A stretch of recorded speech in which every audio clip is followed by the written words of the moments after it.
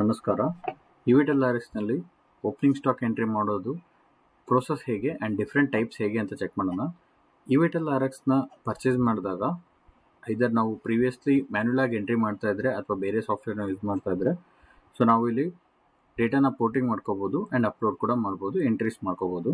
Okay, ಅದಕ್ಕೆ 4 types ಇದೆ. ಒಂದು, data porting from back end team ಮಾಡೋದು, ಅದು ಚಾರ್ಜಬಲ್ ಬೇಸಿಸ್ ಇರುತ್ತೆ. ಎರಡನೇ ಆಪ್ಷನ್, CSV ಕಾಪಿ ಥ್ರೂ ನಾವು ಫೈಲ್ನ ಅಪ್ಲೋಡ್ ಮಾಡೋದು ಪರ್ಚೇಸ್ ಎಂಟ್ರಿಯಲ್ಲಿ. ಆ್ಯಂಡ್ ಮೂರನೇ option, last 3 months purchase entry ಮಾಡಿಕೊಂಡು ನಾವು ಟ್ರಾನ್ಸಾಕ್ಷನ್ ಮಾಡೋವಂಥದ್ದು. ಆ್ಯಂಡ್ ನಾಲ್ಕನೇ ಆಪ್ಷನ್ ಬಂದುಬಿಟ್ಟು ಓಪನಿಂಗ್ ಸ್ಟಾಕನ್ನು ಬಂದುಬಿಟ್ಟು ಇನ್ವೆಂಟ್ರಿ ಆಪ್ಷನ್ನಲ್ಲಿ ಎಂಟ್ರಿ ಮಾಡೋದು. ಸೊ ಈ 4 ಆಪ್ಷನಲ್ಲಿ ನಮಗೆ ಅವೈಲೇಬಲ್ ಇರುತ್ತೆ. ಸೊ ಈಗ ನಾವು CSV ಫೈಲಲ್ಲಿ ಹೇಗೆ ಎಂಟ್ರಿ ಮಾಡ್ತೀವಿ ಆ ಫಾರ್ಮೆಟ್ನ ಚೆಕ್ ಮಾಡೋಣ.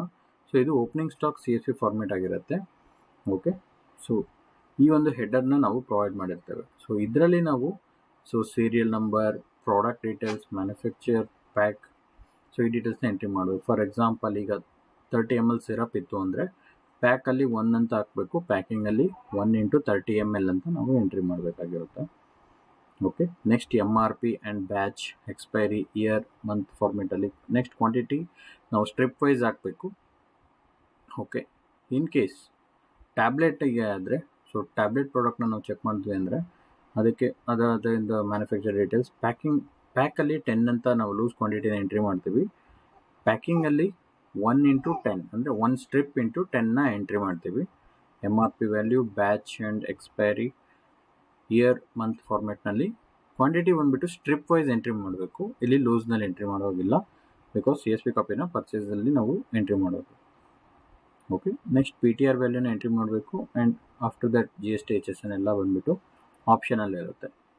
ಓಕೆ, ಸೊ ಇದಿಷ್ಟು ಡೇಟಾನ ನಾವು ಎಂಟ್ರಿ ಮಾಡಿದ್ಮೇಲೆ, ಸೊ ಇದನ್ನು ನಾವು ಸಾಫ್ಟ್ವೇರ್ನಲ್ಲಿ ಹೇಗೆ ಎಂಟ್ರಿ ಮಾಡ್ತೀವಿ, ಅದಕ್ಕೆ ಫೈಲ್ನ ಸೇವ್ ಆಸ್ ಆಪ್ಷನ್ನ ಕ್ಲಿಕ್ ಮಾಡಿ ನಾವು ಲೋಕಲ್ ಸಿಸ್ಟಮ್ನಲ್ಲಿ ಸೇವ್ ಮಾಡಬೇಕಾದ್ರೆ ಸೇವ್ ಆಸ್ ಟೈಪ್ ಬಂದುಬಿಟ್ಟು CSV, ಡಿಲಿಮಿಟೆಡ್ ಈ ಫಾರ್ಮೆಟಲ್ಲಿ ಸೇವ್ ಮಾಡಬೇಕಾಗಿರುತ್ತೆ. ಬಿಕಾಸ್ ಈ ಫಾರ್ಮೆಟು ಇವಿಟಲ್ ನಲ್ಲಿ ಸಪೋರ್ಟೆಡ್ ಇರುತ್ತೆ.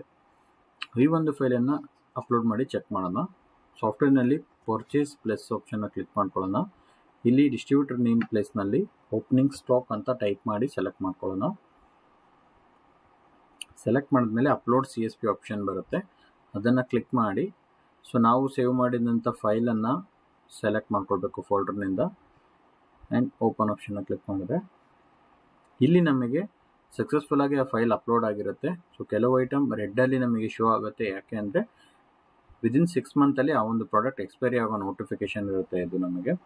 ಓಕೆ, ಸೊ ಈ ಒಂದು ಡೀಟೇಲ್ಸ್ನ ಎಂಟ್ರಿ ಮಾಡಿದ್ಮೇಲೆ ಸೇವ್ ಆಪ್ಷನ್ ಕ್ಲಿಕ್ ಮಾಡೋ ಮೂಲಕ ಈ ಒಂದು ಓಪನಿಂಗ್ ಸ್ಟಾಕ್ನ ಸೇವ್ ಮಾಡ್ಬೋದು. ಈ ಪ್ರೊಸೆಸ್ ಮೂಲಕ ಓಪನಿಂಗ್ ಸ್ಟಾಕ್ನ ನಾವು ಮ್ಯಾನೇಜ್ ಮಾಡ್ಬೋದು. CSV ಫಾರ್ಮೆಟ್ನ ನಾವು ಅಪ್ಲೋಡ್ ಮಾಡಿದ್ಮೇಲೆ ಫ್ಯೂ ಐಟಮ್ಸ್ ನಮಗೆ ರೆಡ್ಡಲ್ಲೇ ಹೈಲೈಟ್ ಆಗಿರುತ್ತೆ. ಆ್ಯಂಡ್ ಅದರ ಎಕ್ಸ್ಪೈರಿ ಕೂಡ ನಾವು ಚೆಕ್ ಮಾಡ್ಬೋದು. ಎಕ್ಸ್ಪೈರಿ ನಿಯರ್ ಅಂದರೆ ನೆಕ್ಸ್ಟ್ 6 ಮಂತ್ ಒಳಗಡೆ ಇರುತ್ತೆ, ಇಲ್ಲ ಆಲ್ರೆಡಿ ಎಕ್ಸ್ಪೈರಿ ಆಗಿರುತ್ತೆ. ಇದನ್ನು ನಾವು ಮ್ಯಾನ್ಯುಯಲ್ ಆಗಿ ಎಡಿಟ್ ಮಾಡಿ ಚೇಂಜಸ್ ಮಾಡ್ಕೊಳ್ಬೋದು. ಆ್ಯಂಡ್ GST ಬಂದುಬಿಟ್ಟು ನಾವು ಆ್ಯಡ್ ಮಾಡಿಲ್ಲ ಅಂದರೆ CSV ಫಾರ್ಮೆಟ್ನಲ್ಲಿ, ಸೊ ಅದು ಕೂಡ ಇಲ್ಲಿ ನಮಗೆ 0 ತೊಗೊಂಡಿರುತ್ತೆ, ಅದನ್ನು ಇಲ್ಲಿ ನಾವು ಆ್ಯಡ್ ಮಾಡ್ಕೊಳ್ಬೋದು. And as well as CSV ಫಾರ್ಮೆಟಲ್ಲೂ ಕೂಡ ಅಪ್ಡೇಟ್ ಮಾಡ್ಕೊಳ್ಬೋದು ನಾವು. ಸೊ ಈ ಒಂದು ಪ್ರೊಸೆಸ್ ಮೂಲಕವಾಗಿ ನಾವು ಓಪನಿಂಗ್ ಸ್ಟಾಕ್ ಫೈಲ್ನ ಅಪ್ಲೋಡ್ ಮಾಡ್ಕೊಳ್ತೀವಿ. Thank you.